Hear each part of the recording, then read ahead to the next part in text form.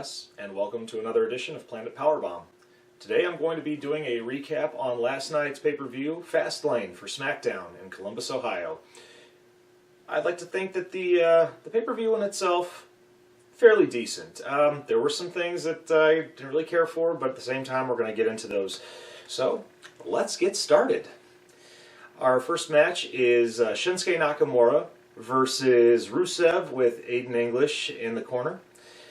It was good. I mean, it really was. I mean, it started off very technical, a lot of arm bars, a lot of headlocks. There were some mind games that went into play after that. Went on a little bit too long, but eventually Shinsuke got Rusev with a heel hook, and Rusev was actually selling the injury to his foot pretty well, because eventually Shinsuke was trying to go for a leg bar, and of course, you know, Rusev kicking out of it because he is the bigger of the two. He eventually got Shinsuke into an atomic drop position, or almost like a bear hug, and he was taking a knee a couple times, and it looked like an atomic drop, so, and especially the way how Shinsuke was falling onto his knee, it looked like an atomic drop, but there was no sell, so I didn't really care for that too much, because maybe there could have been some lack of communication. Other than that, Rusev would go for a couple Machka kicks, totally missing, and he went for an accolade and he missed, and then eventually he would almost hit Shinsuke with a Machka kick, and Shinsuke kicks out. But eventually Shinsuke gets the better of him with two Kinshasas and wins the match.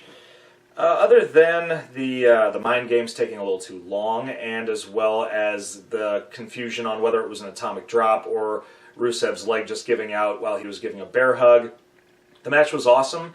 I'm going to be fair, and I'll just because of those little moments, I'm going to just say I'm going to give it an A-, just for those two things together. Next up, we have Bobby Roode versus Randy Orton for the United States Championship. Much like the first match, there was a little bit of mind games going on, however, it didn't last as long as the previous match. And at the beginning of the match, Bobby and Randy were both going for their trademark moves of the RKO and the Glorious DDT. Of course, they were getting reversed when you're starting it off. You know, obviously it's not going to be a squash match that easily with two awesome competitors. They eventually rolled out into the outside of the ring, and there was a lot of back and forth action out there.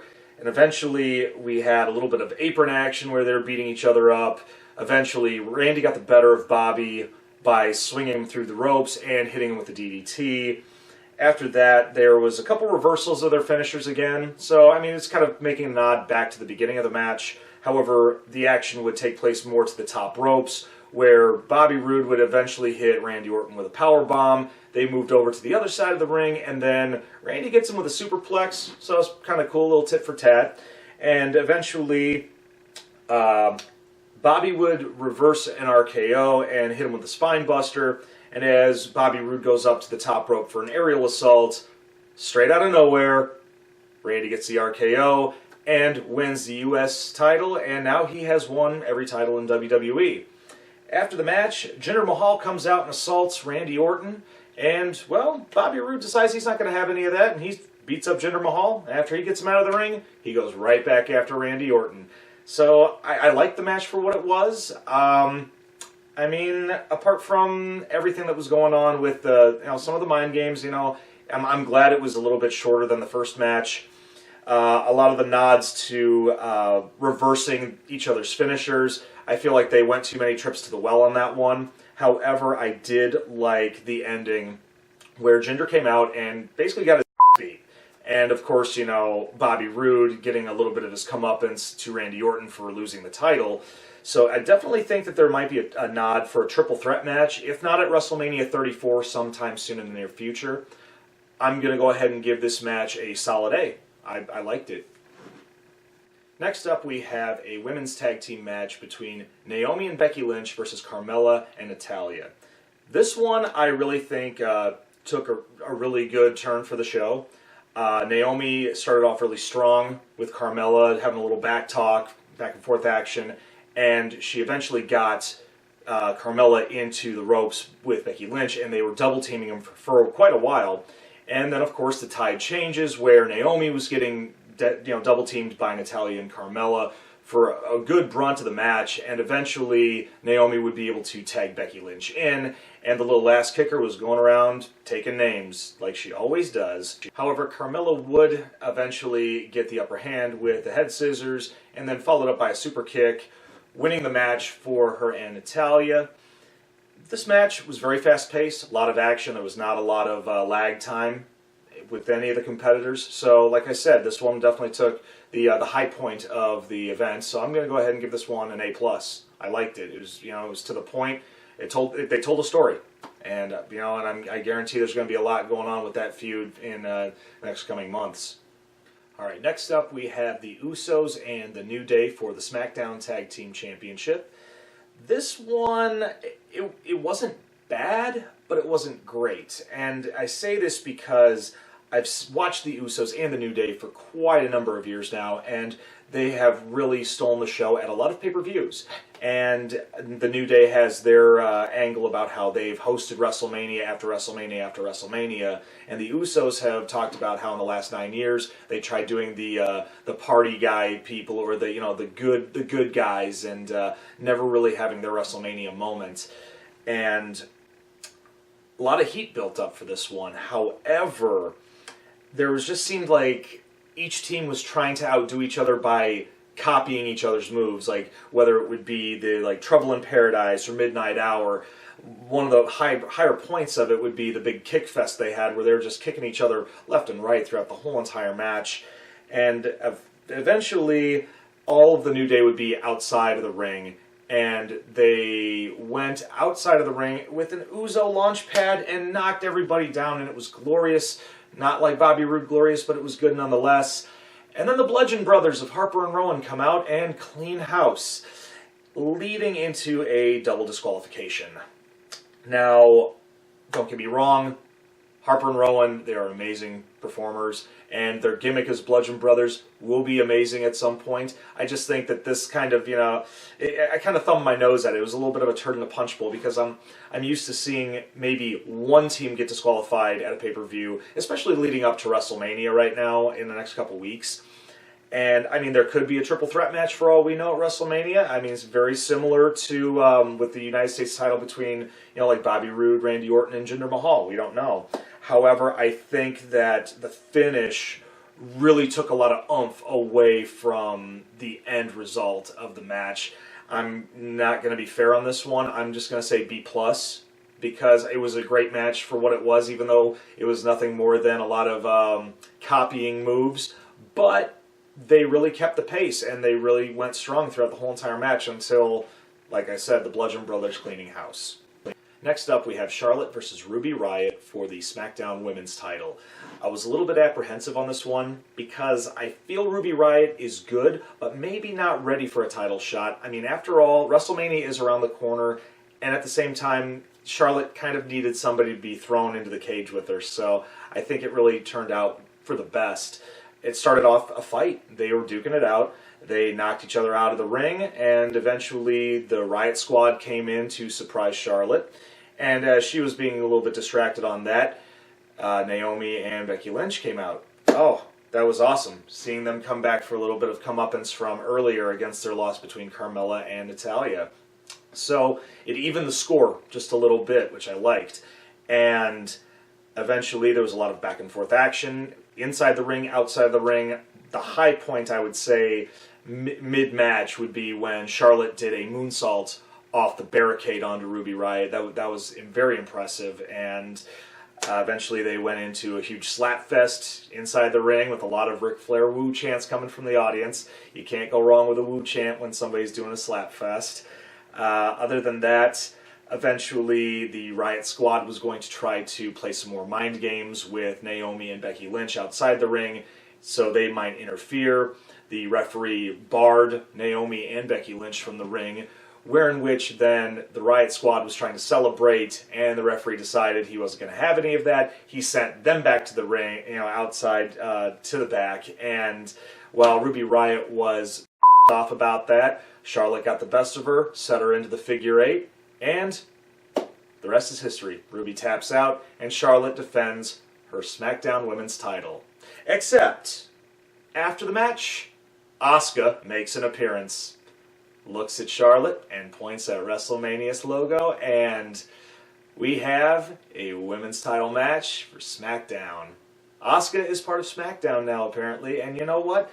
I'm looking forward to this match. I really am. And I'm looking forward to a possible feud between Naomi and Becky Lynch and maybe the Riot Squad. I mean, I think we can use a little bit more feuds going on here. However, there a little bit of the interference situation between Riot Squad and Naomi and Becky Lynch did take a little bit away from the match itself. However, there were some moments where Ruby Riott almost looked like she either popcorn punched, or when she was trying to go through the ropes to attack Charlotte, she did a false step and hesitated. I mean, I understand she's not ready for title matches quite yet, but however, what she did in the ring against Charlotte definitely proved she's a force to be reckoned with in the future, and I could see her going very far. I'm going to go ahead and give this match solid A.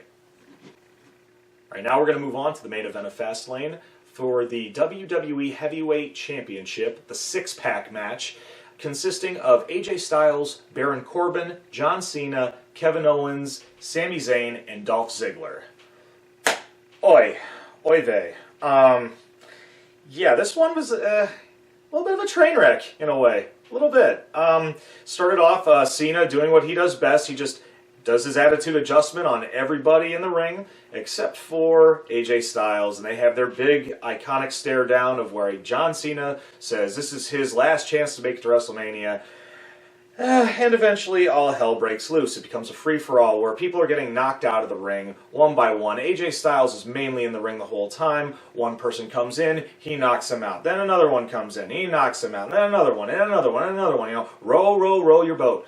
Anyways, moving on with that, as AJ Styles gets knocked out of the ring, then everybody else starts coming in and doing the same thing, hitting all their finishers, zigzags, famousers, you name it, all everything but the kitchen sink at this point. It was very hard to watch at times because my attention span was only just going back and forth and back and forth and back and forth.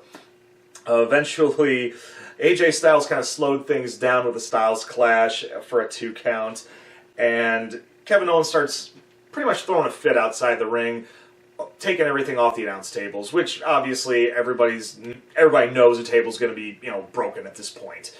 And eventually there was kind of miscommunication where they were going to try to knock AJ Styles through it, or they were going to knock Kevin Owens through it, or John Cena was going to go through it. Eventually, John Cena, needing to have his moment again, has to put an attitude adjustment on AJ Styles through the American announce table, in which there's a big stare down between Zayn and Owens in the ring, and Zayn decides he's going to do the old finger poke of doom, where he's going to lay down for Kevin Owens to win the match. Well, Kevin Owens showed that he didn't want to just be given a title, he wanted to earn it. So he starts beating the living out of Zayn, and they get knocked out outside the ring, and lo and behold, Shane McMahon's been sitting here this whole time. Zayn gets pissed off, starts yelling at him, and when he tries to turn around, he realizes Kevin Owens is going for a super kick. He ducks out of the way, kicks Shane McMahon in the face. They go back into the ring eventually and start beating each other down. Sami Zayn goes for the pin. Shane McMahon pulls him off. Kevin Owens brings Sami Zayn right back into the ring, knocks him down, tries to go for a pin. Shane interrupts the count. So obviously this goes back to this whole feud that Shane McMahon does not want either Kevin Owens or Sami Zayn to win the match, which I think is kind of cool because that is a little bit of a receipt for getting kicked in the face, being a spectator and all. Well, a little more trash talking's going on, and eventually, let's see, Baron Corbin comes in, starts trying to clean some house. John Cena comes in with the attitude adjustment, and when he pretty much misses that, and then AJ Styles comes up from the ropes and just flying forearms him, pinning him, retaining the WWE Heavyweight Championship, while Cena is laying in the corner, pouting like a little. Sorry, Cena fans. We knew this was coming. We really did. But anyways, I'm going to be fair on this one, in a way, because I'm used to seeing a lot of people in matches before, like Royal Rumble matches. I can understand there's going to be a snooze fest. Elimination Chamber, there could be a little bit of a snooze fest with people getting knocked around half the time. However, in a match like this, whether it be like a fatal four-way or even a six-man, match, whether or not it's tag team, there was a lot of action in this, don't get me wrong. However, there were a lot of moments where wrestlers were lying around doing nothing, almost like waiting for their spot in the match. And it kind of threw me off a little bit. I didn't really care for it. But I will be fair due to the fact that, hey, AJ Styles and Shinsuke Nakamura going for the title at WrestleMania. Can't go wrong with that. I'll say B+ on this one. So, time for the final grade. Like I said, there were a lot of awesome moments, and some moments that kind of threw me off a little bit. But altogether, I would say that this pay-per-view leading up to WrestleMania was by far very impressive. More impressive than some of the ones I've seen, midway through the year.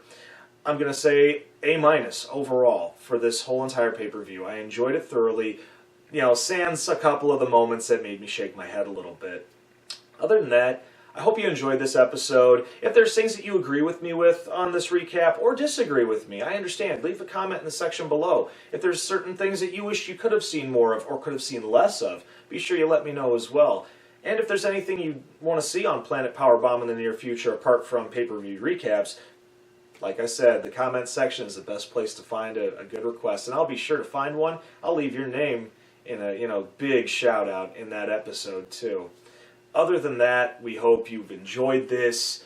Be sure you share it, like it, and as always, push that red button, because we love giving out more content to everybody, and we want to have more people see it. Other than that, I'm Wildman Wes, and I will see you next time.